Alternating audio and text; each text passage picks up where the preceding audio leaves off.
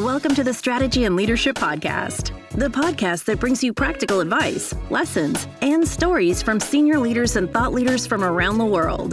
The Strategy and Leadership Podcast is brought to you by SME Strategy, working with organizations around the world to create and implement their strategic plans. To learn more, visit SMEstrategy.net. And now, your host, Anthony Taylor. Hey there, folks. Welcome to today's episode of the Strategy and Leadership Podcast. My guest today is Brian Lillie, who is the president of private cloud at Rackspace. He's a former commander in the U.S. Air Force, former CIO, product officer, been a lot of cool places in terms of technology and innovation. What I got to learn about him is that he loves leadership and reading and consuming, but right now he's in his giving back phase, and that's why we have the pleasure and honor of getting to chat with him today on the podcast. Brian, how are you? I am doing well, thanks, Anthony, and that was a wonderful introduction. Thank you, too kind. Well, they're all facts, so here we are. I did my best to provide a kind of background on you, who you are, what brought you to here. But in your own words, tell us about you and tell our guests a little bit about what you're up to. Oh, sure. So as you said, I'm the president of private cloud at Rackspace, which is really all about creating a safe place, a secure cloud for sovereign nations, for companies, from small to medium business to large enterprise, and doing that in a programmatic cloud-like way. And that's what I'm doing today. I've had, as you mentioned, my first career was in the Air Force. I was first in satellite operations and then became a commander of a communications squadron, doing incredible work. What a team that I had that I'll never forget, all through Desert Storm, through just a number of experiences.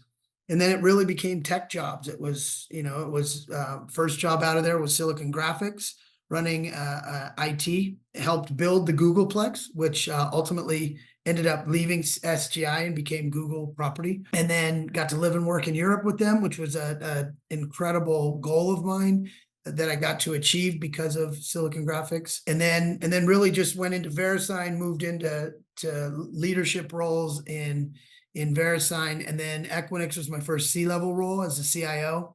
And then it was there that I really got a chance to really become a chief product officer, customer officer, and sort of expand into the different C-level roles. And then I decided to take some time off, walk the world, did the Camino de Santiago in Spain, and then my former boss said, "Hey, can you help me with this thing called Zayo?" So I helped him there for a while. And then when the Ukraine war broke out, I decided to spend a lot of time working with refugees and supporting children, mainly in Poland and Ukraine. And then I get this call from, I was kind of fat, dumb, and happy working on my PhD in leadership at Pepperdine when I got the call for Rackspace. And so in a nutshell, that's my journey. I love that. So it sounds like to me that over the course of your career, you've had kind of various missions, both in the literal and non-literal sense, which have taken you through the various kind of stages of your life. And what I find interesting, or like just the intersection and the growth opportunities from the product side of things, like what you were building, and on the technology side, especially over however many decades, level of complexity of product has evolved. So I'm curious about that without giving away any secret sauce from Rackspace. But then also talking about the evolution as you moved into the CIO and product officers of the level of engagement between staff and your ability to contribute from a leadership perspective, from, call it, a different place of power, but then also engaging with customers and helping them solve more and more complex problems. So my first question is, how do you think about solving problems for people as you kind of have your lens on product, and then whether that problem is started with the customer and then say, hey, this is how I want to try to approach that, or starting with your people and your staff, and here's how I want to engage them. So how do you view jumping into a mission, and where do you start? No, it's a really relevant and good and layered question. I think it started, my thinking started in my first role in the Air Force. So I was a young I was a young lieutenant in the Space Technology Center, and what my job was it was a space physics interactive kind of how do you engage in the space environment? How do you mitigate, exploit, et cetera, the space environment? And the point was how do you bring technology to bear on the problems we're trying to solve, but at the same time listen to the satellite program offices who were levying requirements. So to me, it was there that I learned tech push and requirements pull.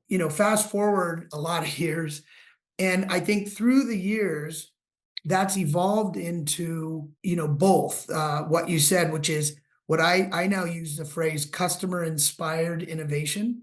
Mhm. So if you listen to your customers, they will often guide you where you need to go. And I mean really listen. And I don't mean just in a cab. I mean that's a customer advisory board. That's a format you could use.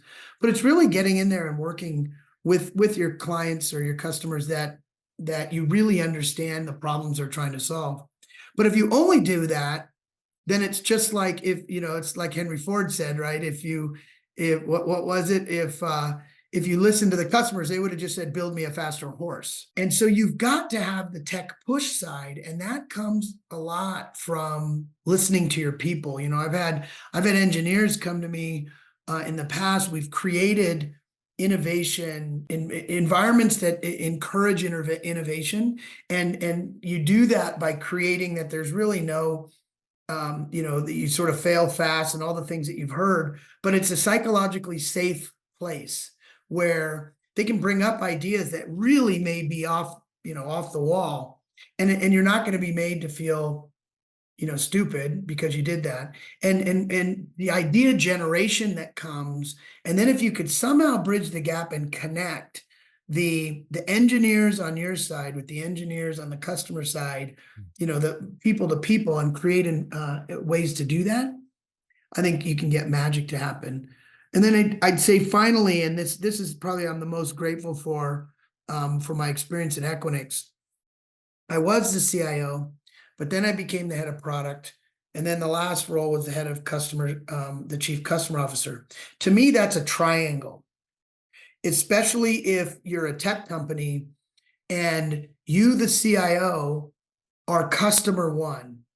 So you become like we had a program called Equinix on Equinix, which was how do we run Equinix on our products and services? And we've done this at every company I've been at. And that to me is really important because if you become customer one and you connect the customer needs and you become the voice of the customer, and that feeds into product, and then now the customer deploys it and the customer is going to get customer feedback through the customer success organization. It ends up being this virtuous triangle where the customer's at the center and those three C-level execs really have to be connected. And so to me, I hope that answered the question, but it's such a good, deep question, and I could go on about that.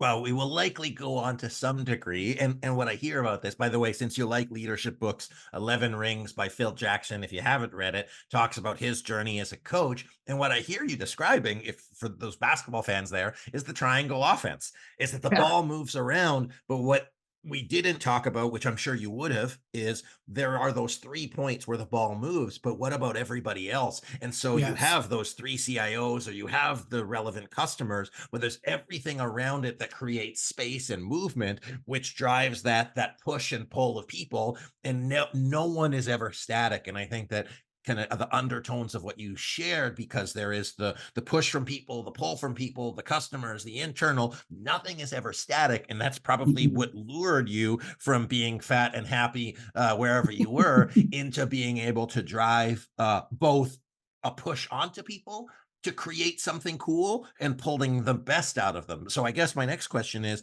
as you look at the future of technology, as you look at that constant push and pull, what are you seeing from a macro environment? Yeah, we'll start there. What are you seeing from a macro environment? And I'll ask you, how do you share that vision with the people on your team? Yeah, I think from a macro environment, the trend of the next 20 years plus, maybe, I don't know how long, but But right now, AI is literally going to transform everything we do. And when you think about, everybody is enamored with and by Chat GPT and the capability that brings. But now you're seeing startups like Playground AI, where you can generate images based on prompts, and you see new roles being created, prompt engineers. And so AI is going to infuse every part of our world. And it's an interesting, I think, philosophical debate whether you think that that's going to be help humans become more, freed up from drudgery to become more creative and do the higher value added, or is it going to displace jobs and create dystopia? So you've got this both ends of the spectrum. In any case, from a technology perspective, we have to be ready to support the needs of companies and governments and sovereign nations. And we're seeing all of it. We partner with NVIDIA, and the kinds of things that we see around sovereign nations wanting to create national level capability in AI it's extraordinary. And then when you take that down to companies, you look at healthcare doing life sciences or biotech, the needs for them to take all of this data that exists in the world and train, large language models, or even what's becoming a trend, small language models that are behind firewalls, protected in their own private environment. We are seeing that because there's proprietary data that they want to use to train maybe what started out as a more generic model and make it. But it's going to transform healthcare. It's going to transform banking, financial advisory services, insurance. Like we're just seeing it cut across all industries. So AI is a massive macro trend that we think, we can have a big part in. I think the other trend is, how do you do this sustainably? Mm. How do you do this so that, our planet survives for our kids and grandkids? And I think that's going to become more and more and more prevalent as, precious natural resources, start to dwindle. And how do we do that? It's not only power, it's water, it's clean air. It's, we have to do this sustainably. And so to me, that's going to have these things are having a major impact on computing architectures, on network architectures, on the construction of data centers, on how do you consolidate into a higher efficiency mode of producing what these new models and capabilities require. So I think these are macro trends that are certainly the rest of my life. Yeah, no, I think that's fascinating. I mean, there's so much I took from that, but I just like kind of building on the last thing is, as our listeners might be thinking of, personal computing, or they might be thinking for their small business, or if you're running Hell Fortune 500, you're thinking at that level. And what sounds like Rackspace as a player is looking nationally and internationally and looking at like not just the what of how you use it, but the infrastructure of how it gets created, the impact on the planet and the overall system, because, building data centers isn't cheap, the amount of water that you need to use to do that stuff and the effects all across there. And then what made me think of that is like the Industrial Revolution, like everybody's talked, or maybe not everybody, as this being an industrial revolution. And we're still at the early stages of it, where certain people are just getting to those machines, and they're getting, potentially the impact can be really, really large. And Right. the phase 2 or 3, or however we look at that, is when everybody has been able to do that. It is no longer a competitive advantage to a certain degree, but it's like, it'll get to a baseline where everybody is integrated AI to some degree. Maybe they've used blockchain to have, standardization across the thing, but all of that takes tremendous computing power, tremendous energy, has a tremendous impact. And then who knows what comes out of that. So if I think of all of those considerations, which on your desk is standard, and on other people's desks, probably less so. So what questions do you want our listeners to ask in terms of determining that pull? And the 3 questions I asked was like, how do you balance what do customers want, and how should people be thinking about what they want? How can people think about what they can actually deliver, their present capacity, but then potentially unknown future capacity, given that you could leverage AI and all of that stuff to provide gains that you don't even know are possible right now? And then how do you prepare your employees to deliver a solution that might be impossible now, but because of the speed of technological change could drastically be available shortly? Is that Yeah, question those are clearish? yeah, it's clearish. But I think it pokes on something that's really important, which is the balance between customer inspired innovation or customer requirements or customer pull versus tech push is a crucial balance to sort out regardless of your industry. And there's if you're in technology, our customers have at their fingertips access to data that is incredible. They have access via via social, via the data that is now online in unstructured ways that can be formulated very, very quickly. And now via generative AI, you can get a really good answer and a really good sense of where things are headed fairly quickly. So I think it starts with being very, very clear of the current capabilities you have as a firm. And that to me starts with the human talent. It has to start with the human talent. Clearly, there's IP that you may have.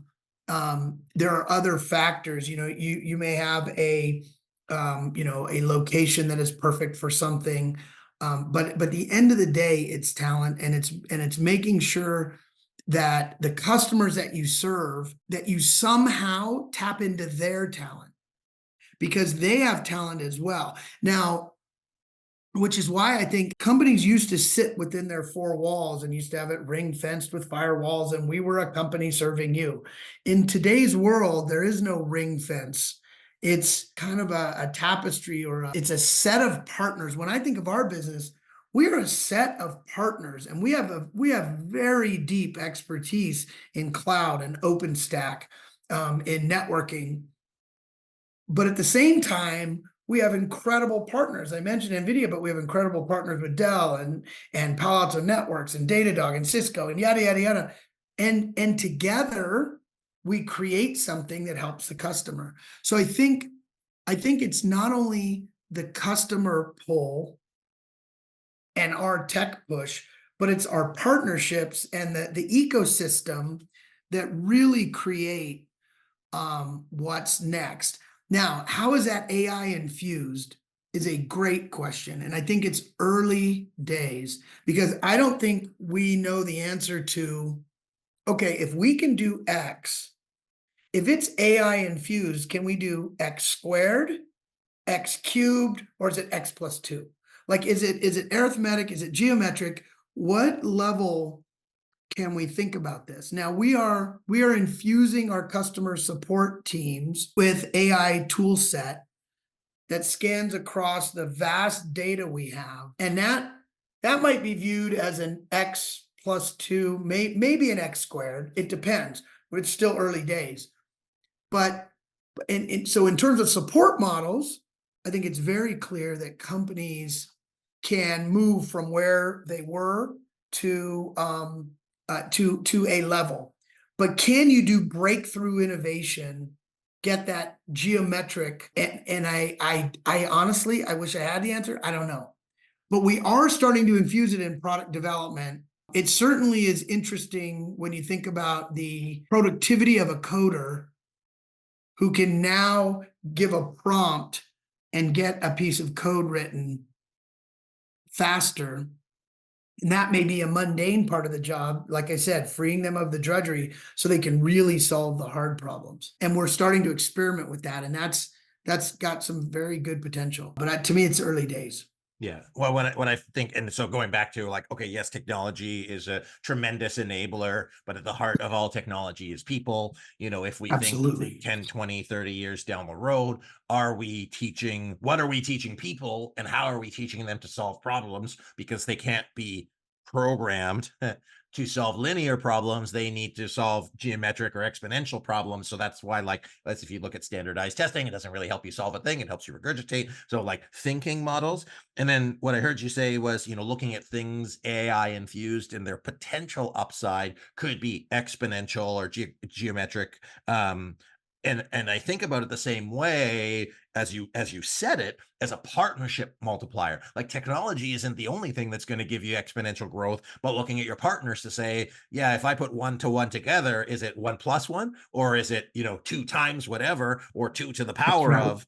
And then going back to that same triangle and looking at it as a flywheel: staff, partners, and customers, and a good company's Yes. ability to leverage everybody's technology will be the key to the future. So my last-ish question will be, as you think of leadership and you think of building people, as you talk to your teams and you rally the people around you, what are the, I guess, questions? Maybe it's not necessarily questions. Is how do you lead people to be able to leverage that flywheel?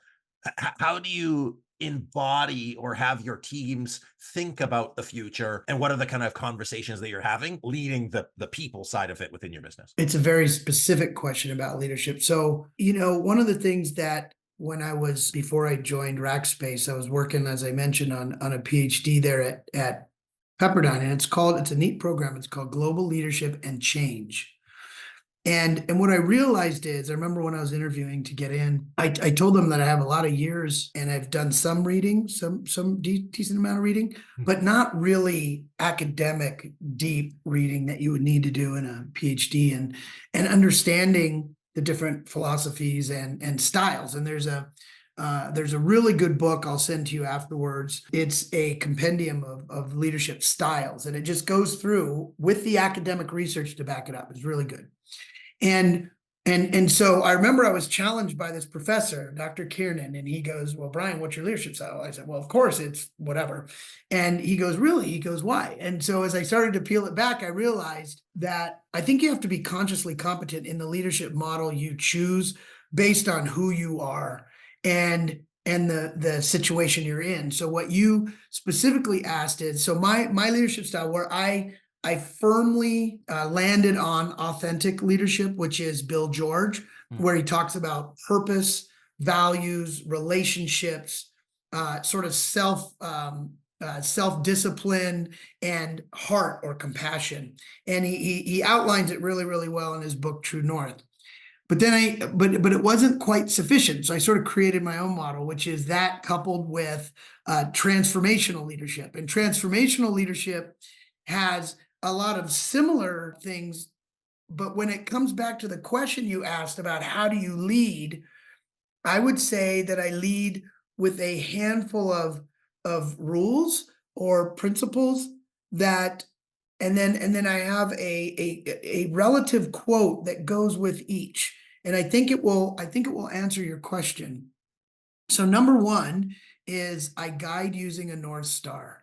And if you read Proverbs, it says, without vision, the people perish. That's in Proverbs 29.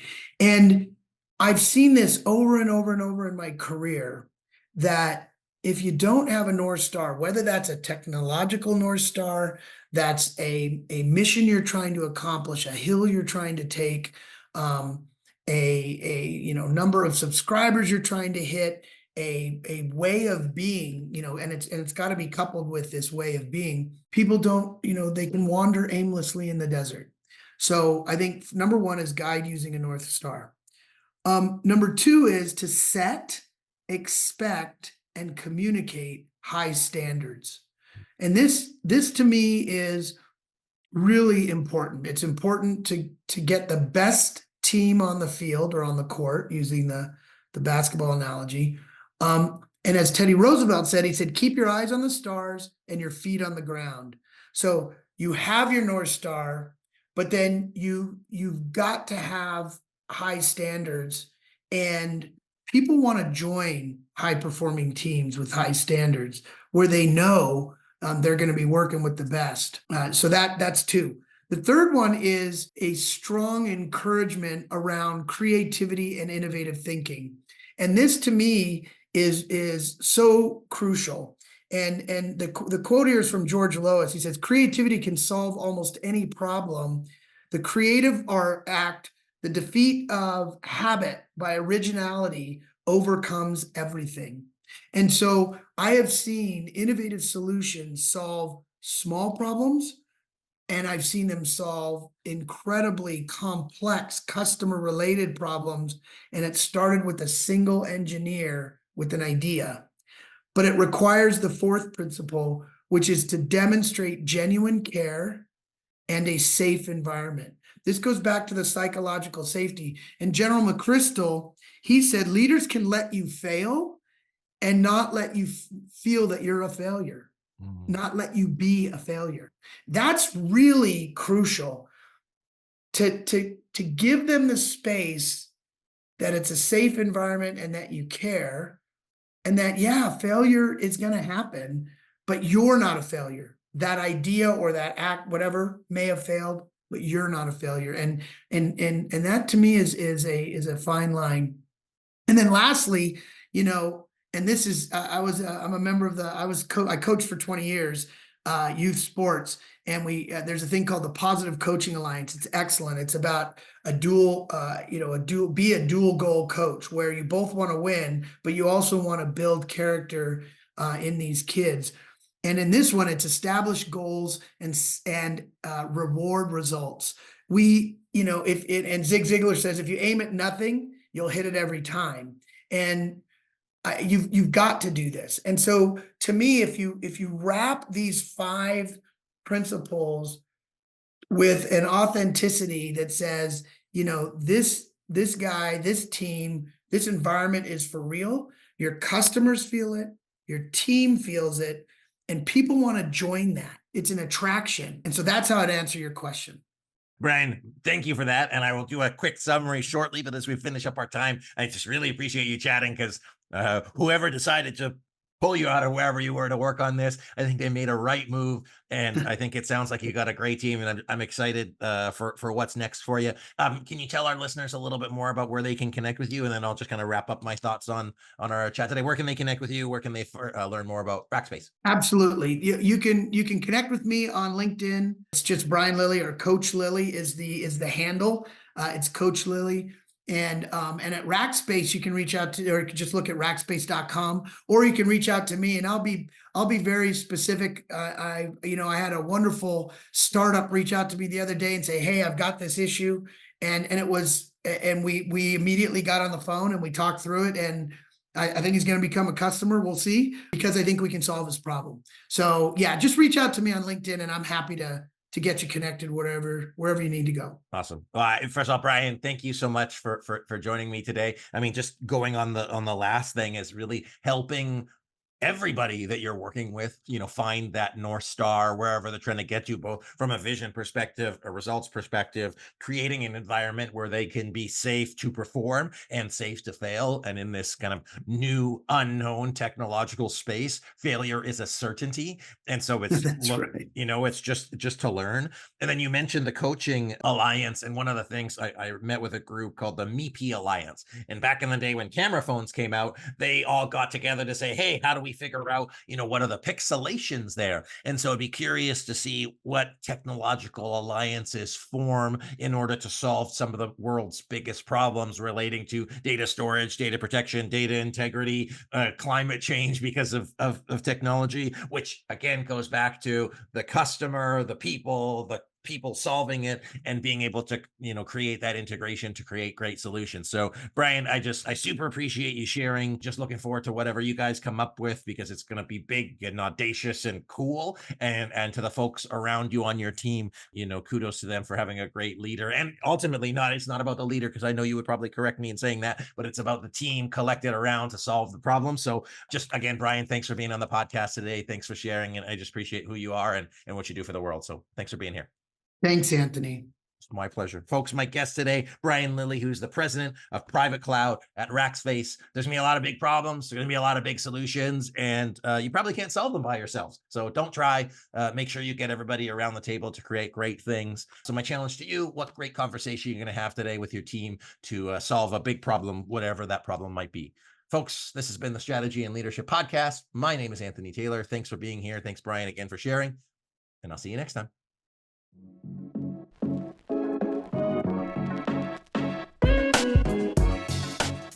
Thanks for listening to today's episode of the Strategy and Leadership Podcast. Be sure to subscribe so you don't miss a single episode. And if you enjoyed today's episode, please consider giving us a review. We appreciate you listening and following along, and we hope you have a wonderful rest of the day. And as Anthony says, until next time.